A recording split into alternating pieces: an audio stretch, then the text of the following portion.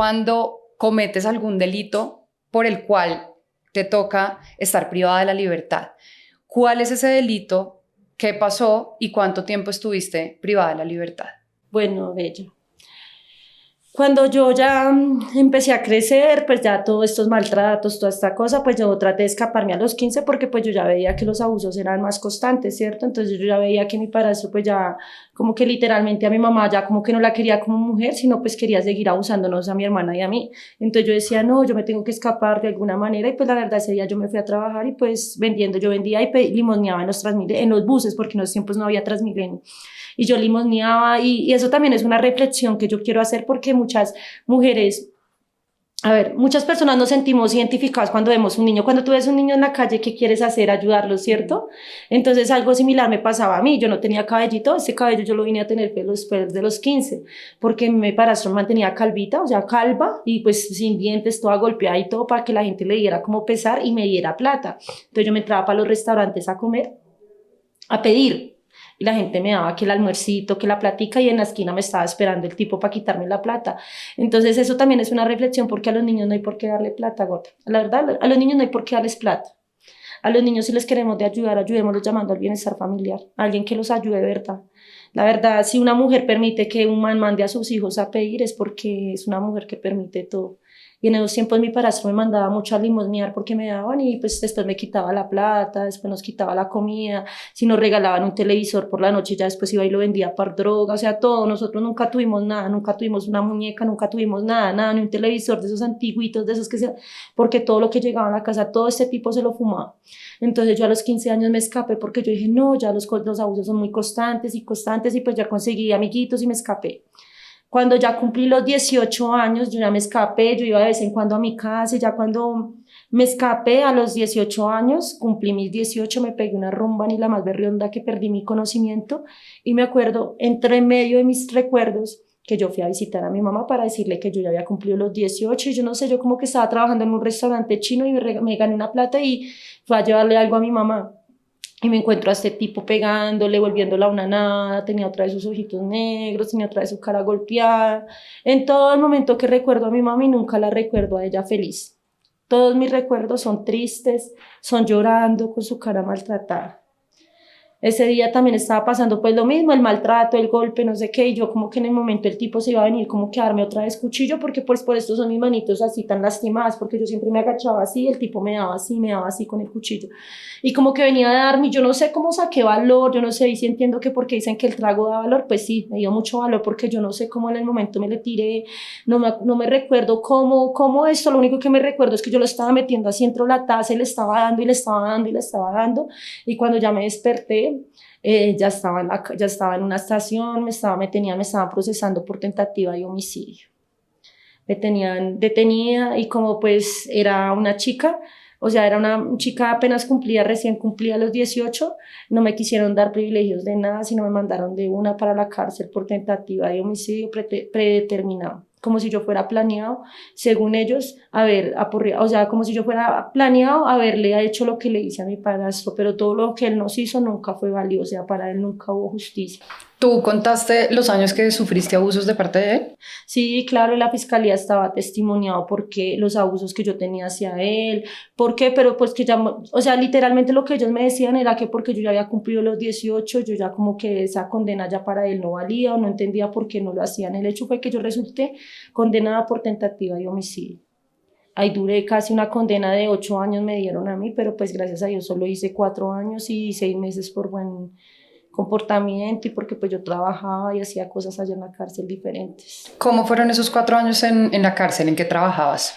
Yo siempre pues trabajé en el rancho, ¿sí ves? Cuando me dieron la oportunidad fue ranchera de allá, ¿sí ves? Duré como un año en ranchería, después aprendí manicure básico tradicional, después me fui a hacer modistería y aprendí a hacer camisas, hice curelechos tejidos, no, pues... ¿Qué no hiciste? Que en la cárcel tocaba, mejor dicho, también era muy conocida por vender el pollo, yo era pollera, porque pues la verdad mi mamá era muy humilde, mi mamá venía de Ciudad Bolívar, entonces vulgarmente lo que se dice en la cárcel yo era frita, soledad, no tenía nadie que me marchara, nadie que me mandara, la verdad nunca fui gustadora de las mujeres, entonces pues allá sobrevive la que de pronto tenga una buena mujer que le ayude o una buena familia que le marche de la calle, pero yo no tenía nadie, entonces a mí me tocó todo mi pollo que me llegara al almuerzo, yo lo vendía, o sea, yo lo cambiaba por 2, 3 cigarrillos, los 3 cigarrillos los cambiaba por un pin, el pin lo vendía y así sucesivamente, pero que me hacía para tener para mis dulces y para poder llamar para la calle, pues trataba de rebuscarme como fuera, para tener mis toallitas higiénicas, porque en esos tiempos pues ya no es como ahorita, que de pronto ahorita ya entrando como que le dan su kit, en los tiempos no daban nada, en esos tiempos tocaba hasta comprar la plancha. ¿Esos tiempos fue hace cuánto tiempo?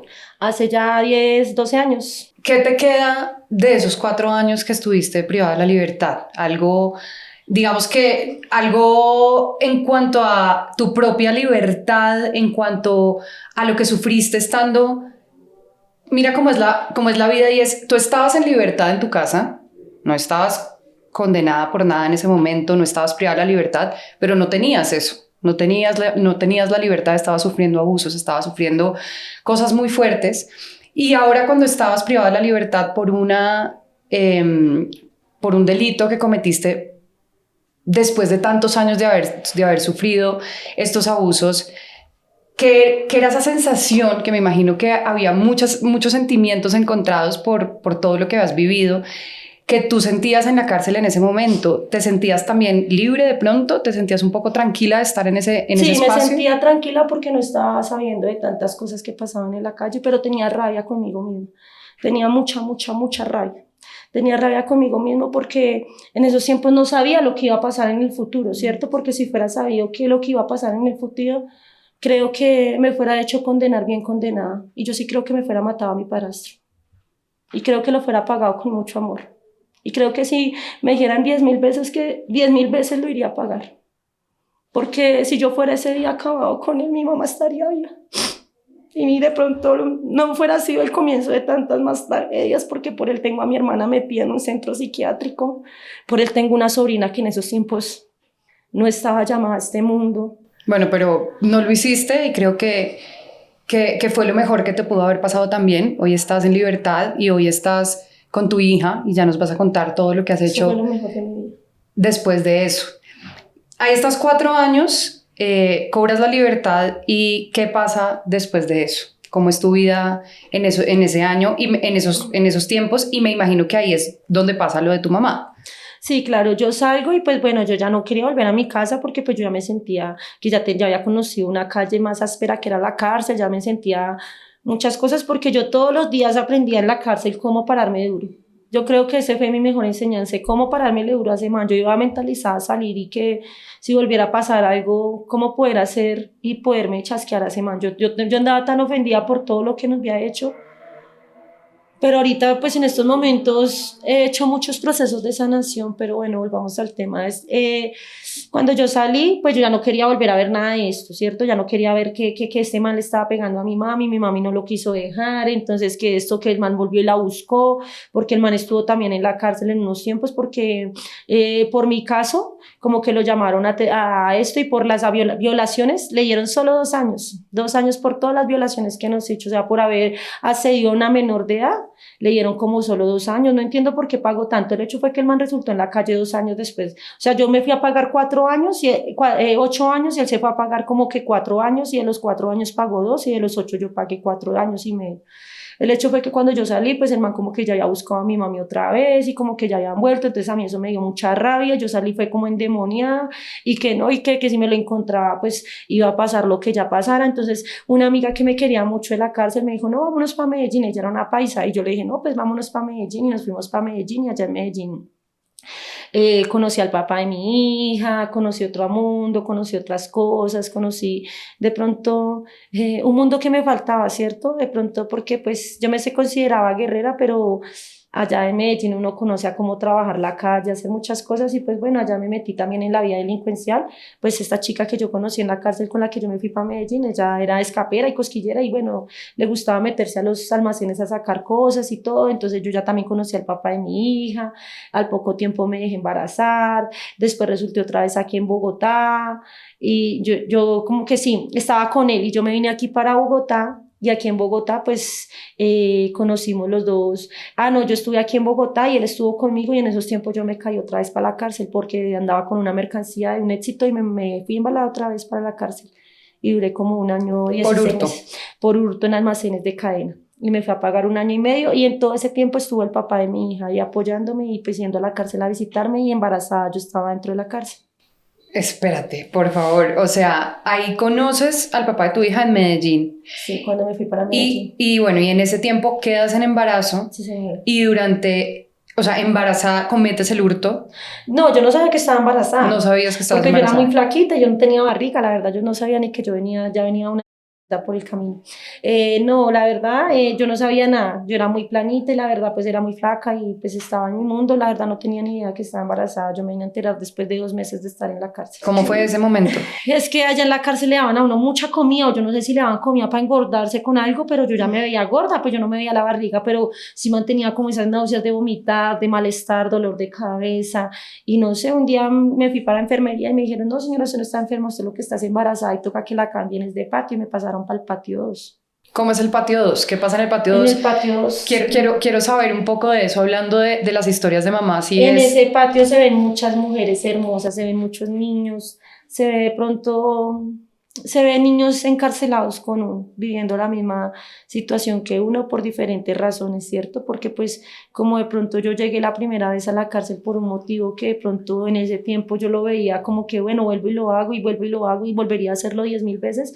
Habían otras que llegaban también por hurto, había otra que había llegado también porque su esposo la maltrataba y también la había apuñaleado, bueno, en fin, llegaban por muchas cosas y ver a esos niños allá metidos con uno, como encarcelados con uno, siempre también era trágico, pero pues era más lindo tener que verlos y la verdad, yo creo que en la calle no fuera aprendido tanto de maternidad como lo aprendí en la cárcel. ¿Había grupos de ustedes? ¿Hablaban entre Sí, todas y se ayudaban? sí, claro, no se sentía como la primera vez que yo llegué y me gritaban, échenla, le compro los tenis, le compro las zapatillas. Yo decía, Dios mío, aquí me van a violar, porque yo era una niña, yo tenía 18 años y no sabía casi de calle, de mundo, de todo. Claro, ya esta vez sí fue más espectacular porque pues ya conocí muchas más cosas y pues ya sabía cómo era un patio, ya sabía qué se podía hacer, qué no se podía hacer, cómo se rebuscaba uno. Entonces pues ya fue más tranquilo, la verdad. Sentía más tranquilidad en ese patio, no se sentía tanta adrenalina como en los otros patios. Pero hablando, Jenny, de la maternidad un poco, de saber, enterarte que estás embarazada dentro de la cárcel y de estar en este patio, ¿hablaban entre ustedes como de temas de mamás? ¿Le preguntabas a las mamás cómo era tener un hijo? O sea, como que ya, aparte de esta Jenny privada de la libertad, de esta Jenny que sufrió abusos, de esta Jenny que estaba dolida, ¿te hacía ilusión tener un hijo? Claro, claro, a mí me hacía ilusión tener un hijo, pero la tenía clara. Creo que siempre la tuve clara. Tengo una hija y ya no, ya acabo con o sea, fue tanto mi trauma que yo viví en infancia que cuando yo tuve mi hija me hice operar. Y no me iban a operar en el hospital, pero yo me hice operar porque yo no quería más hijos, yo no quería que mi hija viviera, o sea, que la primera tuviera, que le tocara al segundo y que al último le tocara todo lo de los primeros y así mismo, o sea, después criar, después, por ejemplo, como en mi caso, yo fui una de las mayores y para mí era la responsabilidad de criar a mis hermanos porque yo los veía aguantando hambre y para mí eso era duro, yo prefería irme a recoger mercado en abastos y cargarlo a los 10 añitos para llevarles el bultico de comida para que pudieran comer. Entonces yo no quería que mi hija estuviera en esa misma situación y cuando ya la tuve dije no tiene que por qué, o sea, fue una gran ilusión saber que iba a ser mamá, porque yo no lo quería por todo lo que me había pasado con mi padrastro, me sentía sucia, me sentía mal, ¿sí ve? Pero cuando ya conocí al papá de mi hija y me cambió la vida de ilusión, yo dije, listo, voy a tener a mi hija, voy a tratar de que no le pase lo mismo que me ha pasado a mí, y por eso empecé a romper esas cadenas que tú hay veces dices, es que Jenny de pronto se siente orgullosa, sí, no es que me sienta orgullosa, lo que pasa es que me propuse a romper una cadena, y de alguna manera la tengo que romper. Mi tatarabuela fue recicladora, y murió siendo recicladora a los 60 años. Mi abuelita fue recicladora y murió a los 50 años siendo recicladora. Mi tía fue recicladora y murió a los 40 años siendo recicladora. Mi mamá fue recicladora y murió a los 45 siendo recicladora. Y a mi hermana y a mí, a mi hija, no nos tiene que pasar la misma historia ni a mi sobrina. Nosotras somos las 4 que vamos a cambiar nuestra historia. No me siento menos, doctora Camila, no me siento menos que tú, así tú tengas tu estudio y todos los que estemos en este salón tengan su estudio. No me siento menos, pero no quiero ser más recolectora ambiental, no quiero que mi hija sea recicladora, no quiero que mi hija meta las manos a su basura y no pueda dormir en las noches. quiero que ellas lleguen a una universidad, quiero que lleguen a muchas cosas que yo nunca logré. No quiero que ningún maldito les arruine la vida. Y por eso lucho todos los días para que una sea una deportista y la otra también. Así va a ser, así va a ser. Y eres una valiente y sé que estás haciéndolo. Es que ya lo estás haciendo, estás rompiendo esas cadenas y estás haciendo eso diferente, no solamente con tus hijas, sino contigo. Se nota de verdad en lo que haces, en cómo lo dices, en lo que hablas, en cómo miras y de verdad que sé que no soy nadie para decírtelo, pero te admiro y no me creo más ni menos, somos exactamente iguales y de verdad que me parece valiosísima esta historia que nos cuentas y quisiera como volver a ese día de tu parto, por ejemplo, cómo es entrar en trabajo de parto en la cárcel. ¿Te llevan? ¿A dónde te llevan? ¿Cómo es? Eran 44 semanas y ya nada. ¿44? Y yo decía, Dios Wow. mío, pero ya lléveme porque yo nunca voy a dilatar ni nunca. Entonces ya definitivamente ese día ya me hice sacar con mis compañeras y que ya la lleven, que esa mujer ya no puede más y yo con esa barriga, porque eso con más barriga que con... Cuando ya empecé a sentir en mi barriga, empecé a sentir muchas cosas y a comprender por qué mi mamá también aguantaba muchas cosas, ¿cierto? Porque uno por los hijos hace lo que sea, ¿cierto? Y yo me fui para el hospital y listo, yo bien asustada porque pues yo nunca había sido, me llevaron en una parca del imperio, imagínense qué boleta, Dios mío. ¿En una qué? Yo, en un carro del imperio, y yo toda, ay no, qué pena y eso, y yo le decía al señor, pero no me vaya a esposar porque, no, que señorita, que tenemos que entrar a la esposada, y yo decía, Dios mío, y cuando yo llegué y todas esas muchachas de Martenía me miraban esposada y como, y yo, Dios mío, esas muchachas que van a pensar de mí, pues yo sí tenía mucha pena de llegar con él, porque yo me veía inocente con mi barriga, yo no me veía así como carcelera ni mucho menos, y pues cuando yo llegué yo creo que yo no sentía el dolor, yo sentía más pena de que me vieran así como toda, así como esposada, como que la vinieron a traer de la cárcel a tener el bebé. Pero mire que ya después cuando empecé a darme como los, así que no me daba la lactación, porque yo no dilaté, me tuvieron que poner pitocin, no quería como dar la niña no se quería venir, me la tuvieron que inducir, tuvieron que hacer fuerza porque esa gorda no quería bajar, es que estaba muy gorda. Ella pesó 4.550 gramos, o sea, era gorda. Fue tanto que también por eso yo dije, yo no quiero más hijos, eso duele mucho, porque ella me rasgó hasta el ano. A mí no me cogieron, como no sé si porque yo venía de la cárcel, esa señora me decía, no grite, pero cuando se la estaban haciendo, y si no gritaba, eso hágale rápido, y eso me cogieron a lo, disculpe la palabra, a lo maldita sea, y me cosieron a lo maldita sea, ni siquiera me pusieron anestesia ni nada, y yo no tenía pezones. Cuando me sacó los pezones, me sacó sangre, no podía, no, eso fue terrible. Entonces yo cuando tuve, menos mal, yo dije, no, yo me opero, y cuando vi esa gorda, sentí que mi vida pasó en un minuto. Vi esos ojitos tan lindos, vi esos cacheticos y yo dije, como sea, yo me voy a dar la pela por esta mona. Y es lo que trataba de hacer, darme la pela porque a esa mona no le toque vivir nada de lo que a mí me tocó, ni que sepa que es el hambre. A pesar de que hay niños que en su casa no les enseñan a sus papás a tener empatía, porque ella en su gimnasia hay muchos niños. En su deporte de mi hija hay muchos niños que tienen rango social su familia, porque en el deporte que ella está no llega cualquiera. Es un deporte de costo, es un deporte en que unos guantes valen 90, que un magnesio cada un mes toca comprarlo y vale 10, que todos los días toca darle refrigerio. Bueno, el hecho es que lo suplen personas como, por ejemplo, que el que trabaja en la alcaldía, que el que trabaja allá en tal lado, que el hijo del bombero. Entonces hay niños que no entienden nuestra necesidad y a ella me la hacían mucho estima. Por eso es que hay que romper cadenas. A ella me le dicen la hija de la basurera y no le gustan a las niñas que ella la toquen porque dicen que la niña tiene algo, porque según viene de la mamá que saca basura y no le han enseñado a sus hijos en que hay que tener empatía. Entonces hay veces me da mucho dolor porque las niñas de gimnasia me le hacen mucho el feo porque ella lleva arroz con huevo y las otras llevan hamburguesa y bueno, en fin. Y yo le enseño a mi hija que no hay que agacharle la cabeza a nadie. Así es. Que si ella no puede mostrarles con lujos, que les demuestre siendo la mejor campeona. Así es. Y trato de que así sea de segunda comprarle sus cositas y que no me la traten mal porque no resisto eso, mujer.